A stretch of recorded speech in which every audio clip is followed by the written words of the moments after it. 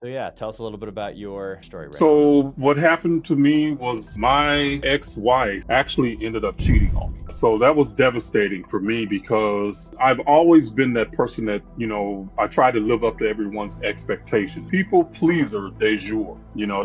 That's who I was. How I found out she was cheating on me, Josh, was her phone literally called me. Somehow she butt dialed me, and I heard her checking into the hotel with the guy. So imagine the rage that I'm listening to them both having a conversation, and he's honey this and she's baby that, and I'm listening to this conversation. I'm at home with the kids. I'm not this person that's like, looking for a reason not to trust somebody. I'm going to give you my trust, and then if you show me different, then obviously I got a lesson to learn. Maybe you don't agree with this, but I fully think that anytime one person cheats, it's always, both people always have some blame in that, because if you're in a completely fulfilled marriage, no one's ever going to cheat, right? So I'm not blaming this on you. I'm just asking what you think led up to it. What do you think, like, if you could go back in time, would you change anything about how you acted or what you did during that time?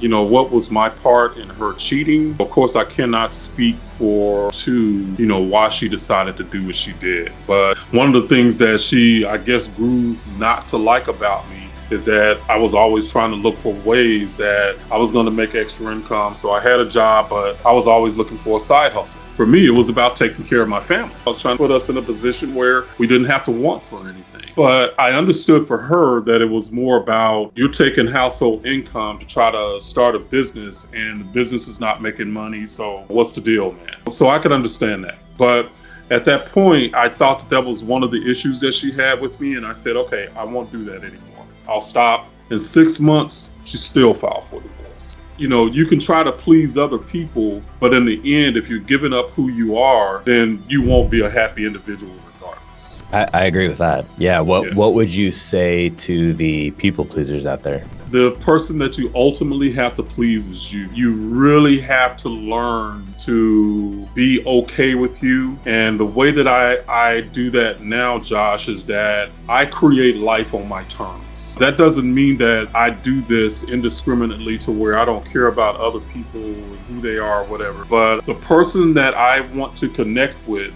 is going to like who I am. Not who I am to them, but who I am to them is okay. I'm going to be me, and I'm hoping that I'm giving that person room to be them. And we can meet in that space of mutual admiration, I guess. I wrote a book called The Myth of Normal. Dr. Gabor Mate. And what he did was he traced certain diseases to characteristics of people that are basically people pleasers. In other words, when you're talking about a people pleaser, you're denying who you are, you're denying yourself. And he specifically traced autoimmune diseases. And autoimmune disease means that your immune system is literally attacking the host. Well, immune systems, what do?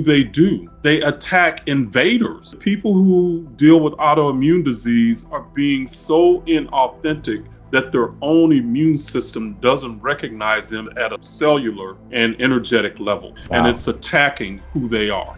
On that note, let's talk about divorce. Both people are mirrors of each other. So how do you deal with the person that you're with? If they're reflecting something, again, it comes back to what is it within you that is triggering them, and vice versa. So at that point, they again become mirrors, and they become a way for you to look really deeper into yourself. And once you can take care of rebalancing who you are as a whole individual, then it gives them a way and a mirror that they can say, okay, they're okay, I'm okay at some point. And it's not about being a failure. Divorce is not about being a failure. It's people who have decided that they can't reconcile it and they need to move or split. Both people have to take responsibility for the shape that the relationship is in. Are there some practical steps somebody can take to try to make sure that they're actually validating themselves, having validation from their higher power instead of trying to get that from somebody else? No, absolutely. And that's where I go with one of the things that I use for my clients is what I call paradoxical echo. What I mean by that is the healing is in the paradox. Because what happens is most people, we're trying to operate through a contradiction of we'll recognize either the negative part or we'll recognize the positive part. You're either trying to operate from either side of that. But in reality, what happens is that the natural process that we go through, if we do make it there, is that we end up merging both of those.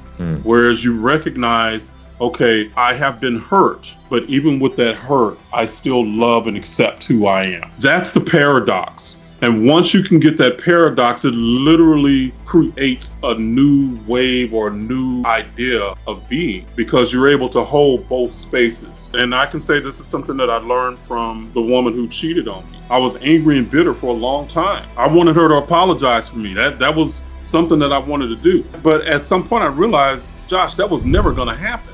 So if she never apologized to me and I could never reconcile that, then either I was going to stay in pain, or I could recognize that even though she never said she was sorry to me, I can still recognize the beauty in who I am and that I'm okay. So I can hold both those spaces. I think that that's really true. And I'm also going to take it a step further and also say it doesn't matter if she ever apologizes to you. It didn't matter at that point.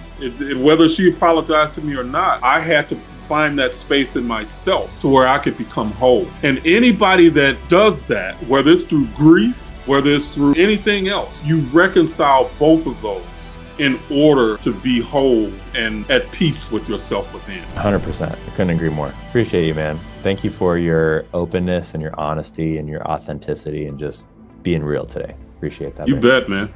You bet. So enjoyed the conversation. Yeah. All right. Thanks. All right, guys. All right, man. We'll see you next time.